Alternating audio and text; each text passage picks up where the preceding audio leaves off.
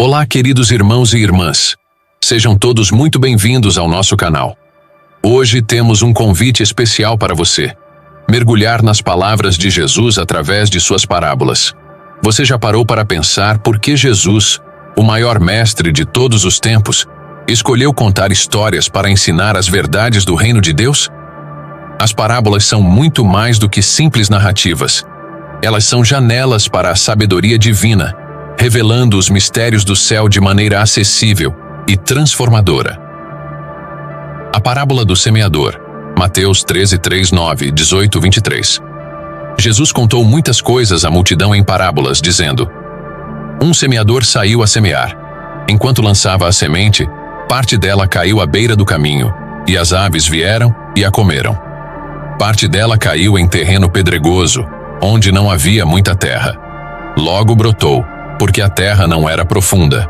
Mas quando saiu o sol, as plantas se queimaram e secaram, porque não tinham raiz. Outra parte caiu entre espinhos que cresceram e sufocaram as plantas. Outra ainda caiu em boa terra, deu boa colheita, a 100, 60 e 30 por 1. Aquele que tem ouvidos para ouvir, ouça. Mais tarde, os discípulos vieram a Jesus e perguntaram por que ele falava em parábolas.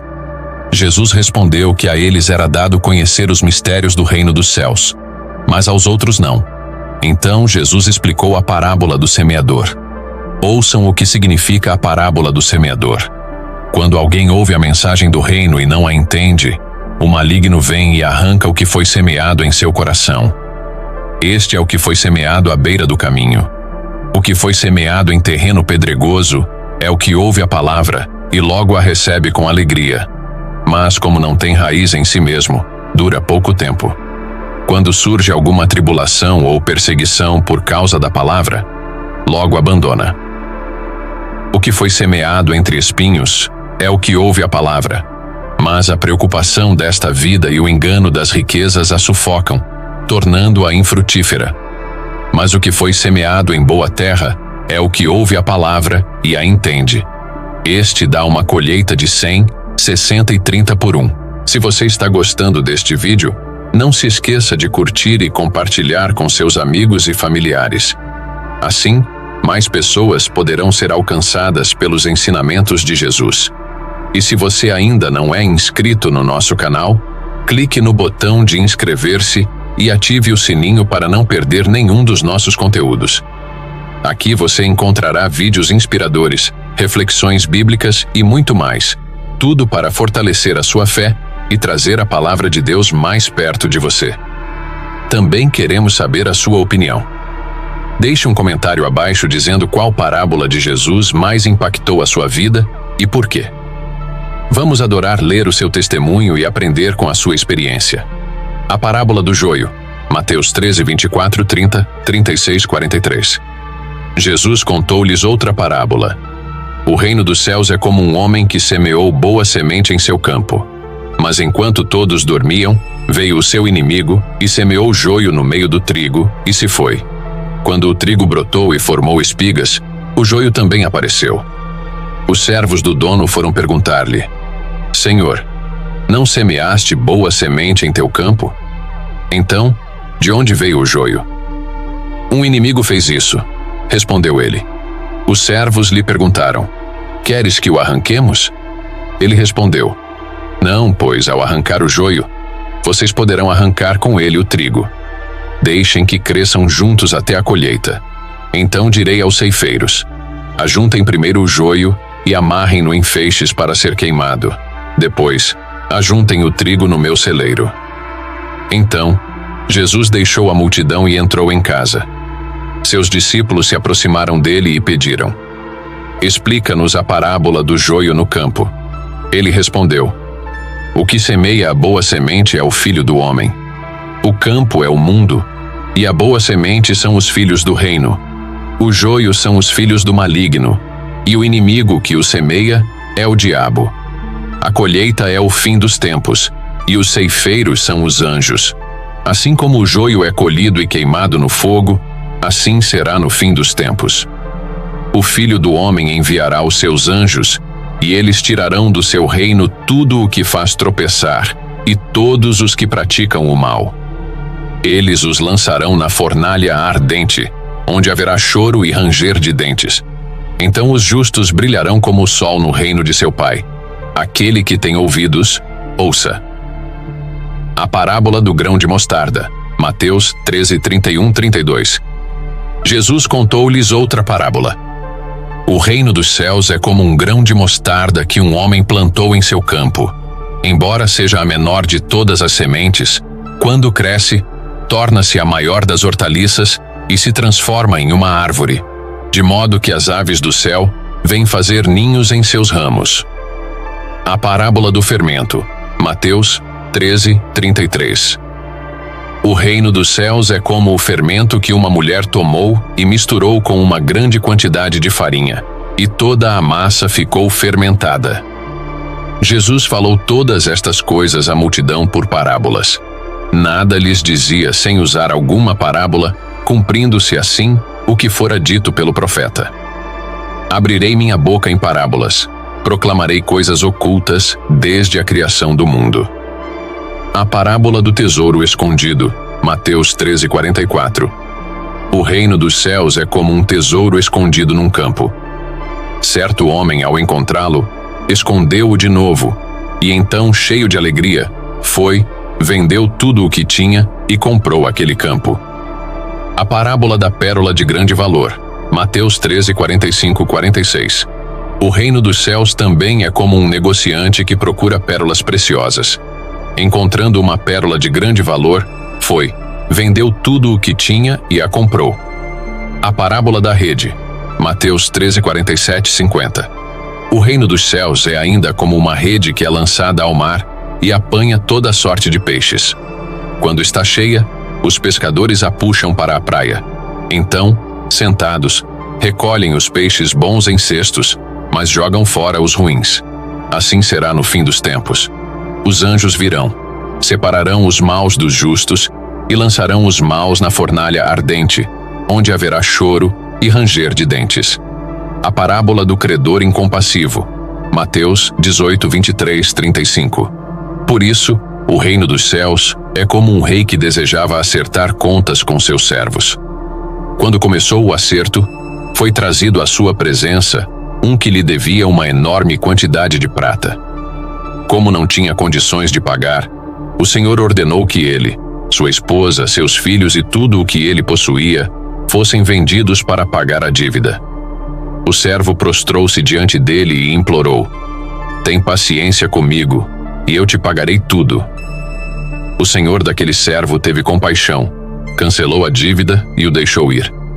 Mas quando aquele servo saiu, encontrou um de seus conservos que lhe devia 100 denários.